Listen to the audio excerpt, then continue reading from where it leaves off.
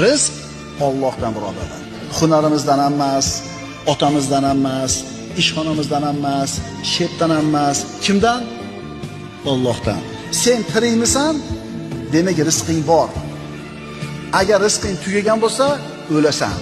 Shuning uchun musulmon odam o'zini xor qilmaydi. Rizq topaman deb shepga, oshnasiga, qo'shnisiga.